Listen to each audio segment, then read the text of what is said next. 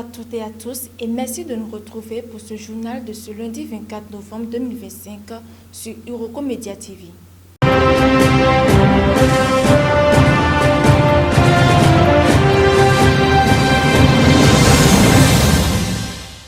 Au cœur de l'actualité, l'Afrique accueille un sommet diplomatique crucial. À Luanda, en Angola, s'ouvre aujourd'hui le 7e sommet conjoint Union africaine-Union européenne. Environ 80 chefs d'État et de gouvernement participent à cette rencontre de 2 jours sous le thème « Promouvoir la paix et la prospérité grâce à un multilatéralisme effectif ». Les dirigeants débattront notamment de la sécurité, de la gouvernance, des conflits Ukraine, Sahel, RDC, Soudan, ainsi que de la mobilité, des migrations et des droits des citoyens. Certains experts affirment que la relation entre les deux continents doit être repensée dans un esprit plus équilibré, moins paternaliste. L'idée est de dépasser les anciennes logiques, plus d'égalité, moins de dépendance. L'Union européenne a mis sur la table son plan Global Gateway, visant à mobiliser jusqu'à 300 milliards d'euros d'investissement, dont 150 milliards pour l'Afrique d'ici 2027. Mais certains diplomates lancent un avertissement. Il ne faut pas tout reposer sur le business.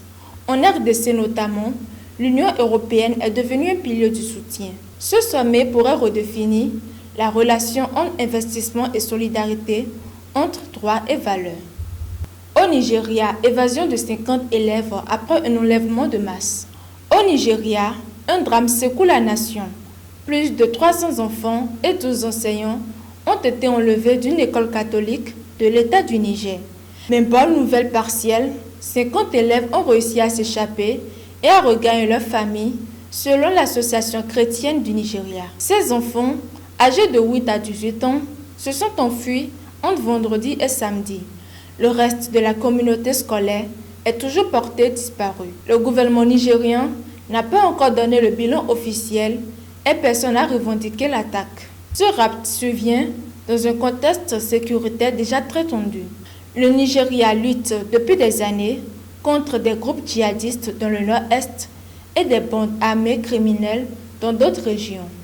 Certains de ces groupes appelés bandits utilisent l'enlèvement pour obtenir des rançons. Des voix s'élèvent pour dénoncer l'inaction et la vulnérabilité des enfants face à ces violences répétées. En Israël, plusieurs généraux ont été limogés après l'attaque du 7 octobre 2023.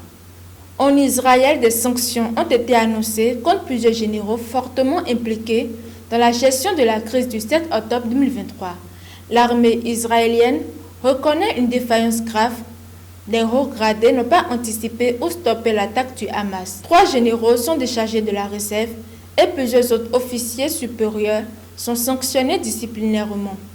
Un rapport d'enquête avait pointé un échec systématique, notamment dans le renseignement militaire, une rupture entre la perception stratégique et la réalité opérationnelle.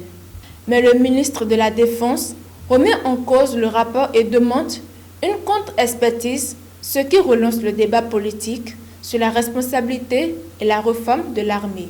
C'est la fin de ce journal de ce lundi 24 novembre 2025. Merci de nous avoir suivis.